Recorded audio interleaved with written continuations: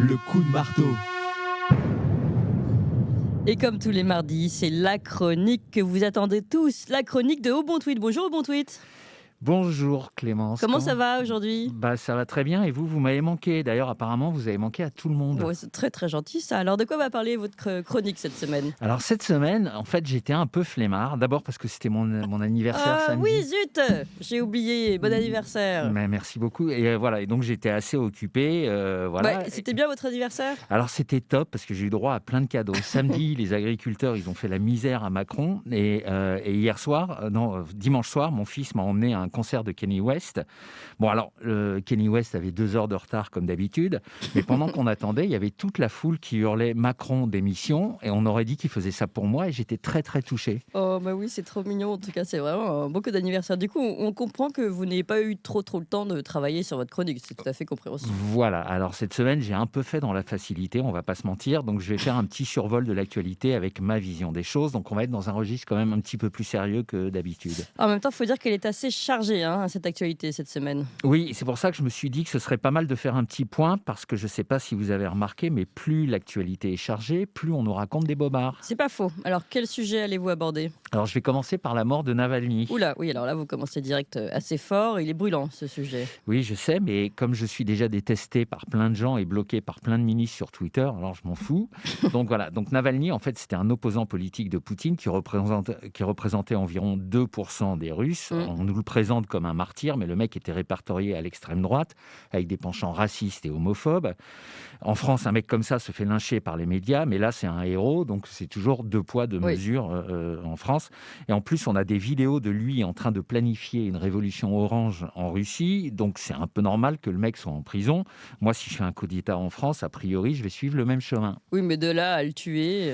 Alors justement, Clément, ce qui est intéressant, c'est de remettre les choses dans le contexte. Donc cette mort, en fait, elle intervient quelques jours après l'interview de Poutine par Tucker Carlson, une interview qui a été vue par des centaines de millions d'Occidentaux et qui donne un éclairage un tout petit peu différent sur la guerre en Ukraine, ce qui est très important en ce moment d'ailleurs, Mm. voilà, et qui est beaucoup moins favorable à l'Occident que ce que nos médias nous racontent. Donc cette mort tombait quand même à point nommé. Alors attendez, je comprends pas. Où vous voulez en venir? Alors, je vais en venir nulle part, vraiment. J'essaie juste d'avoir une vision d'ensemble et de noter les points troublants. Donc, par exemple, je trouve étrange que l'Occident ait beaucoup de mal à résoudre ses propres enquêtes, Mm. comme la mort d'Epstein, l'incendie de Notre-Dame ou le sabotage du pipeline Nord Stream, mais qu'il sache au bout de 5 minutes qui a tué un mec dans une prison au fin fond de la Sibérie.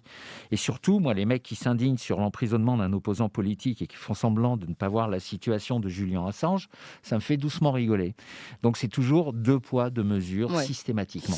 Vous n'avez pas tort. Et d'ailleurs, on avait parlé de ce 2 poids 2 mesures avec Julian Assange hier. Quel est le sujet suivant alors? Alors, bien sûr, le sujet du week-end, ça a été Macron au Salon de Ah oui. l'Agriculture. Donc ça a été un grand moment de courage. Vous vous rendez compte, Macron a été affronter les agriculteurs avec seulement 1000 policiers pour le À ce protéger. point-là?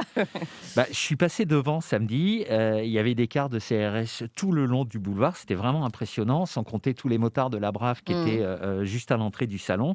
Et puis surtout, ça a été un énorme moment de foutage de gueule. Ou il a quand même fait quelques concessions, non? Oui, oui, alors il a fait des concessions administratives à la con, genre il a dit on va simplifier les trucs. Alors c'est vrai que l'administration française, c'est un truc à vous vider de toute votre énergie, mais le cœur du problème n'est pas là. Et surtout, pendant qu'il prenait ses engagements solennels, lol, l'Union européenne, qui décide d'absolument tout, confirmait l'entrée libre des produits ukrainiens sur le territoire européen. C'est donc une concurrence déloyale impossible à soutenir. Et on rappelle que les terres agricoles ukrainiennes, Mm. c'est désormais la propriété de BlackRock. Oui, oui, le fonds de pension américain à qui Macron a déjà offert vos retraites. Oui, mais c'est quoi alors le cœur du problème? Le cœur du problème, c'est que partout en Occident, on force les agriculteurs à abandonner leurs exploitations pour les concentrer dans un très petit nombre de mains. Ainsi, aux USA, le plus gros propriétaire agricole, c'est Bill Gates. Et chez nous, je vous dis, BlackRock a mis la main sur les terres ukrainiennes et je crois qu'il lorgne sur les terres allemandes, hollandaises, françaises, etc. Et ça, c'est une mauvaise chose en soi? Je vous laisse juge, mais en général, les situations de monopole dans les mains de personnes pas spécialement connues pour leur philanthropie, j'ai tendance à m'en méfier. Je vous rappelle quand même que Bill Gates, quand il était dans l'informatique, il a été condamné plusieurs fois pour des abus de position dominante. Mm. Et j'en profite pour le dire solennellement, jamais je ne mangerai d'insectes. Donc en résumé, Macron a fait un joli coup de pute en détournant le problème principal vers des petites concessions Mmh. administratives. Bref, il a fait du Macron, quoi. D'ailleurs, j'en ai fait un dicton. Un dicton carrément? Alors on vous écoute.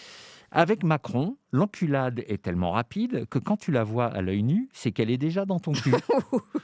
Alors ouais, bon, D'accord. c'est vrai, non, j'ai déjà fait des choses un peu plus fines, Oui, voilà, mais je vous rappelle que quand même, par ailleurs, je suis capable d'écrire en on se alexandrin, rappelle. que je connais tous mes classiques et que au moins cette citation a le mérite d'être parlante et parfaitement adaptée à la réalité de ce qui est en train de se passer. Alors oui, certes, c'est parlant. Sinon, une autre actualité? Alors oui, je voudrais parler, d'un truc beaucoup plus, grave, qui est l'accord signé entre Macron et Zelensky, Mmh. le fameux pacte de sécurité. Donc tout le monde l'a compris, c'est une manière de faire entrer, l'Ukraine dans l'OTAN sans le dire.